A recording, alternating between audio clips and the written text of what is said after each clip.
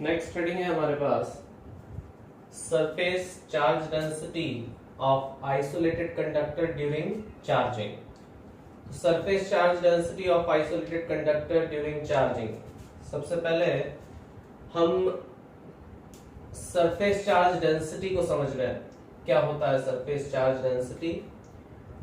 Generally इसे sigma से denote किया जाता है। सरफेस चार्ज डेंसिटी जो है उसे हम सिग्मा से डिनोट करेंगे और ये होता है charge per unit area. Per unit area पर कितना चार्ज है ये इसको दर्शाता है। तो surface charge density Q upon A है। इसकी यूनिट जो होगी वो होगी कूलम पर मीटर स्क्वायर। ठीक है। इसी तरह से एक और होता है वॉल्यूम चार्ज डेंसिटी, जिसको हम रो से डिनोट करेंगे, जो कि होगा charge per unit volume. Charge per unit volume और ये जो होगा चार्ज पर यूनिट वॉल्यूम, तो ये कितना हो जाएगा Q अपॉन मीटर क्यूब। फिर इसी तरह से एक और होता है लीनियर चार्ज डेंसिटी, जो हम आगे पढ़ने वाले हैं, वो होगा लैम्डा, और लैम्डा जो होगा वो होगा Q/L। आप नाम से समझ पा रहे होंगे। तो ये एरियल सरफेस चार्ज डेंसिटी हम इसको लिख सकते हैं, तो ये Q कूलम पर मीटर ये यहां पर बन जाएगा। तो surface charge density of isolated conductor during charging. तो चार्जिंग के समय पर आइसोलेटेड कंडक्टर पर जब हम चार्ज करेंगे तो सरफेस चार्ज डेंसिटी किस तरह से वैरी होगी। आप लोगों ने कई बार इस चीज पर ध्यान दिया हो, अगर किसी बॉडी पर कोई मेटेलिक बॉडी है और उस मेटेलिक बॉडी पर अगर कहीं पर किसी कारण से चार्ज आ गया है, या कोई कूलर है, कूलर में किसी कारण से करंट डेवलप हुआ हो, तो हो सकता है पूरी बॉडी पर इतना ज्यादा करंट महसूस नहीं हो रहा हो या करंट ही महसूस ना हो रहा हो, लेकिन कोई एक शार्प एंड उसका कोई कॉर्नर होगा तो उस पर एकदम से झटका सा लगेगा, तो वो ऐसा लगता है यार इसने इस बॉडी से एकदम से करंट सा लगा। लेकिन फिर अपन ने उसको टच करके देखा तो उसमें समझ में आया कि उसमें कोई करंट नहीं था। तो क्या हुआ, उस चीज को हम समझते हैं कि जब किसी एक बॉडी को हमने चार्ज दिया, कोई कंडक्टिंग बॉडी है उसको अगर हमने चार्ज दिया है, सपोज ये एक कंडक्टर है, मेटेलिक कंडक्टर है, तो हमने पढ़ा हुआ है जैसे ही अगर कंडक्टर को चार्ज देते हैं तो वो हमेशा कहां चला जाता है, उसके आउटर मोस्ट सरफेस पर डिस्ट्रीब्यूट हो जाता है।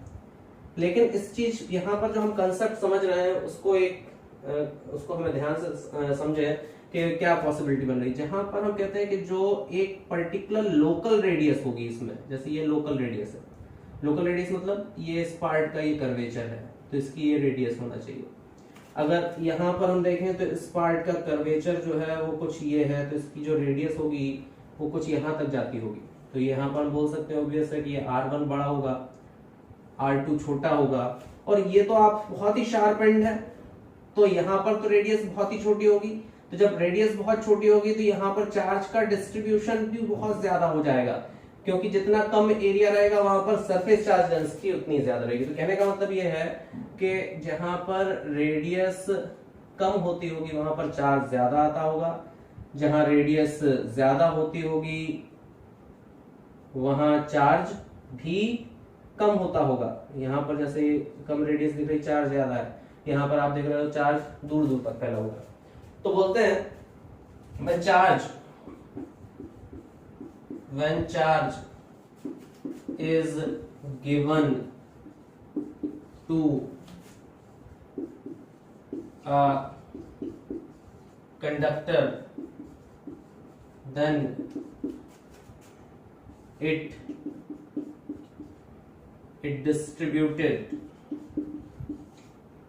distributed on its surface by following the law sigma is inversely proportional to R।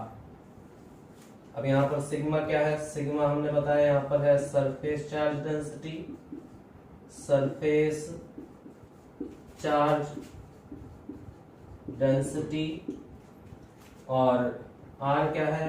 R is the local radius अब लोकल रेडियस को आप समझ लीजिए, लोकल रेडियस अभी हमने बताया, जो पर्टिकुलर एरिया की जो रेडियस होगी वो, तो यहाँ पर रेडियस r1 ज्यादा है, r2 छोटा है, r3 अगर यहाँ है तो वो बहुत ही छोटा है।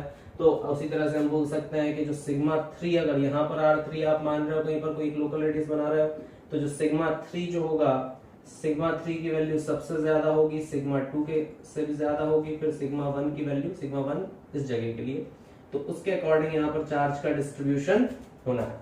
मतलब चार्ज जो रहेगा वो इस तरह से कुछ डिस्ट्रीब्यूट होगा कि सभी जगह पर जहां पर शार्प एजेस है वहां पर चार्ज ज्यादा आ जाएगा।